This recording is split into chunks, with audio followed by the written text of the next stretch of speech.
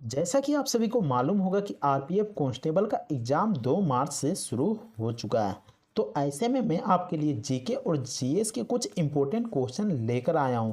तो एक एक क्वेश्चन बेहद ही इम्पोर्टेंट रहने वाला है, तो वीडियो को पूरा वॉच जरूर कीजिएगा। तो चलिए वीडियो को शुरू करते हैं। वीडियो को शुरू करने से पहले बता दूं कि अगर आप हमारे वेबसाइट rahulfutureclasses.com में विजिट नहीं किए होंगे तो डिस्क्रिप्शन में लिंक दिया हुआ है, वहां पर जाकर विजिट कर सकते हैं, जहां पर आपको बिल्कुल फ्री में आरपीएफ कांस्टेबल का मॉक टेस्ट और प्रैक्टिस सेट करने को मिल जाएगा। तो वेबसाइट में ज़रूर विजिट करें। तो चलिए वीडियो को शुरू करते हैं। पहला नंबर क्वेश्चन में पूछा गया है कि निम्नलिखित में से कौन पांड्य साम्राज्य का बंदरगाह शहर था। तो आपको बताना कि पांड्य साम्राज्य का कौन सा शहर बंदरगाह शहर था। तो इसका जवाब हो जाएगा कोरकाई, ऑप्शन बी कोरकाई। अगले क्वेश्चन में पूछा गया कि दंती दुर्ग भारत के किस राजवंश से संबंधित थे, या फिर क्वेश्चन में पूछा जाता है कि दंती दुर्ग भारत के किस राजवंश का संस्थापक थे। तो क्वेश्चन ऐसे पूछ सकता है, तो इसका जवाब क्या हो जाएगा। तो इसका जवाब हो जाएगा राष्ट्रकूट, ऑप्शन सी राष्ट्रकूट। अगले क्वेश्चन में पूछा गया कि निम्नलिखित में से कौन महाभाष्य के लेखक हैं। तो महाभाष्य के लेखक कौन थे। तो इसका जवाब हो जाएगा पतंजलि, ऑप्शन बी पतंजलि बिल्कुल सही जवाब हो जाएगा। नेक्स्ट क्वेश्चन में पूछा गया कि पाल राजवंश का संस्थापक कौन था। तो पाल राजवंश का संस्थापक कौन था। तो वह था Gopal, option C Gopal. Next question में पूछा गया कि पल्लव वंश का अंतिम शासक कौन था। तो पल्लव वंश का अंतिम शासक कौन हुआ था। तो इसका जवाब हो जाएगा ऑप्शन नंबर ए अपराजित वर्मन, ऑप्शन ए अपराजित वर्मन बिल्कुल सही जवाब हो जाएगा।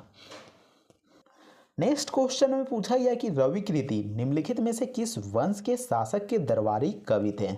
तो रविकृति किस वंश के शासक के दरबारी कवि हुए थे। तो इसका जवाब हो जाएगा चालुक्य, ऑप्शन डी चालुक्य बिल्कुल सही जवाब हो जाएगा। नेक्स्ट क्वेश्चन में पूछा गया है कि कन्नौज राजवंश के संस्थापक कौन थे। तो कन्नौज राजवंश के संस्थापक कौन हुए थे। तो इसका जवाब हो जाएगा वासुदेव, ऑप्शन ए बिल्कुल सही जवाब हो जाएगा वासुदेव। नेक्स्ट क्वेश्चन में पूछा गया कि निम्नलिखित में से किस भाषा में अमोघ वर्ष ने कवि राजमार्ग लिखा था। तो अमोघ वर्ष ने कवि राजमार्ग किस भाषा में लिखा था। तो इसका जवाब हो जाएगा कन्नड़ भाषा में लिखा था, ऑप्शन सी बिल्कुल सही जवाब हो जाएगा। नेक्स्ट क्वेश्चन में पूछा गया कि पाल वंश के किस राजा ने इंद्र युद्ध को हराकर चंद्र युद्ध को कन्नौज का राजा यानी कि कन्नौज का शासक बनाया था। तो किस राजा ने बनाया था। तो इसका जवाब हो जाएगा ऑप्शन डी धर्मपाल ने इंद्र युद्ध को हराकर चंद्र युद्ध को कन्नौज का शासक बना दिया था, और धर्मपाल पाल वंश के राजा हुआ करते थे। नेक्स्ट क्वेश्चन में पूछा गया कि भारत के किस राज्य में निंगथौजा वंश का शासन था। तो किस राज्य में निंगथौजा वंश का शासन था। तो इसका जवाब हो जाएगा मणिपुर राज्य में, ऑप्शन ए मणिपुर राज्य में। नेक्स्ट क्वेश्चन में पूछा गया कि एलिफेंटा की गुफाएं किस देवता को समर्पित हैं। तो यहाँ पर सवाल उठता है कि आखिर एलिफेंटा की गुफाएं कहाँ पर स्थित हैं। तो एलिफेंटा की गुफाएं कहाँ पर स्थित है, आपको कमेंट सेक्शन में कमेंट करके बताना है। तो देख सकते हैं इसका जवाब हो जाएगा एलिफेंटा की गुफाएं किस देवता को समर्पित है। तो इस सवाल का जवाब हो जाएगा एलिफेंटा की गुफाएं भगवान शिव को समर्पित है, ऑप्शन ए बिल्कुल सही जवाब हो जाएगा शिव। नेक्स्ट क्वेश्चन में पूछा गया है कि निम्नलिखित में से किस गुफा में पद्म पानी बोधिसत्व नाम की पेंटिंग मिली है।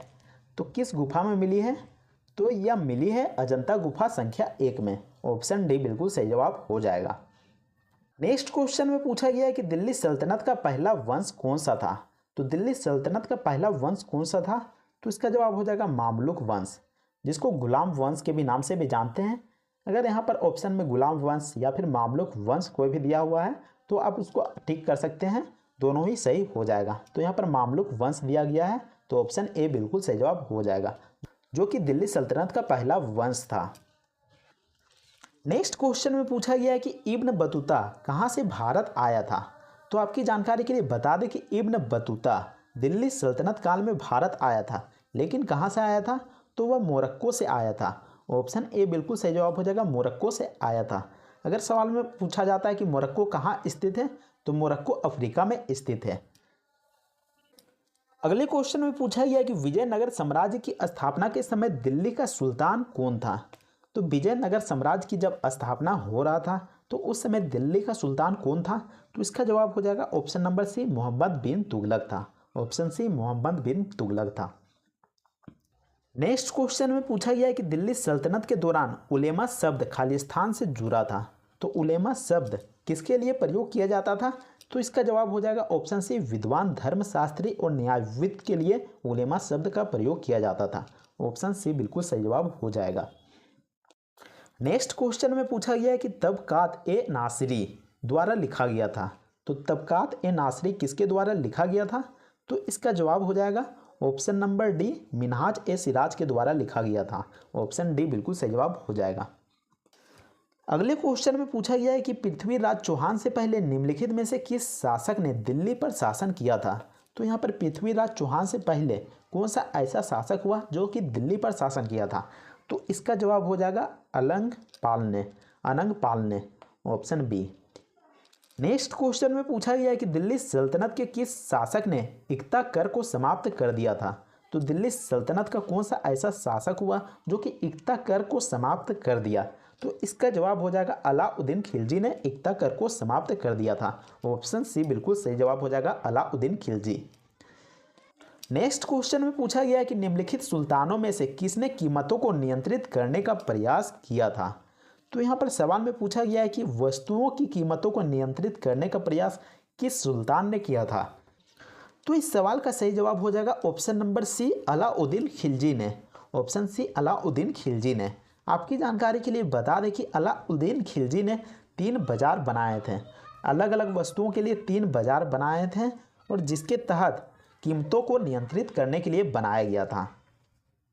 नेक्स्ट क्वेश्चन में पूछा गया कि अलाउद्दीन खिलजी के शासनकाल के दौरान कपड़ा बाजार को खालिस्तान के नाम से जाना जाता था। तो अलाउद्दीन खिलजी ने 3 बाजार बनाए थे, उनमें से कपड़ा बाजार भी था। तो उस कपड़ा बाजार को क्या कहते थे? तो इसका जवाब हो जाएगा ऑप्शन नंबर ए, सराय अदल। कपड़ा बाजार को सराय ए अदल के नाम से जाना जाता था। नेक्स्ट क्वेश्चन में पूछा गया है कि जियाउद्दीन बर्नी ने अपना इतिहास सबसे पहले 1356 में लिखा था, लेकिन वही दूसरा संस्करण कितने वर्षों बाद लिखा था? तो कितने वर्षों बाद लिखा गया था ये पूछा गया है। तो इसका जवाब हो जाएगा 2 वर्षों बाद फिर उन्होंने अपना संस्करण लिखा था। तो ऑप्शन सी बिल्कुल सही जवाब हो जाएगा 2। नेक्स्ट क्वेश्चन में पूछा गया है कि तारिक ए मुबारक शाही जो कि दिल्ली सल्तनत का फारसी भाषा का वृत्तांत है, इसके लेखक कौन थे? शॉर्टकट में बोले तो तारिक ए मुबारक शाही के लेखक कौन थे? तो इसका जवाब हो जाएगा ऑप्शन नंबर डी, याह्या बिन अहमद सरहिंदी। ऑप्शन डी बिल्कुल सही जवाब हो जाएगा। नेक्स्ट क्वेश्चन में पूछा गया है कि जौनपुर राज्य का अंतिम शासक कौन था? तो जौनपुर राज्य का अंतिम शासक कौन हुआ था? तो इसका जवाब हो जाएगा हुसैन शाह जो कि जौनपुर राज्य का अंतिम शासक हुआ था। ऑप्शन बी बिल्कुल सही जवाब हो जाएगा। नेक्स्ट क्वेश्चन में पूछा गया है कि इंडो इस्लामिक वास्तुकला की दोहरे गुंबद विशेषता दिल्ली सल्तनत के किस राजवंश द्वारा शुरू की गई थी? तो शॉर्ट में बोले तो दोहरे गुंबद विशेषता दिल्ली सल्तनत के किस राजवंश द्वारा शुरू की गई थी? तो इसका जवाब हो जाएगा लोधी वंश के द्वारा शुरू की गई थी। ऑप्शन बी बिल्कुल सही जवाब हो जाएगा लोधी वंश। उम्मीद करते हैं कि आपको ये वीडियो पसंद आया होगा। अगर वीडियो पसंद आता है तो वीडियो को लाइक कीजिएगा और चैनल को भी सब्सक्राइब जरूर कर लीजिएगा। इसके अलावा आरपीएफ कांस्टेबल का मॉक टेस्ट और प्रैक्टिस सेट करना चाहते हैं तो डिस्क्रिप्शन में दिए हुए लिंक से हमारे वेबसाइट में विजिट कर सकते हैं। तो मिलते हैं नेक्स्ट वीडियो में, तब तक के लिए जय हिंद, वंदे मातरम।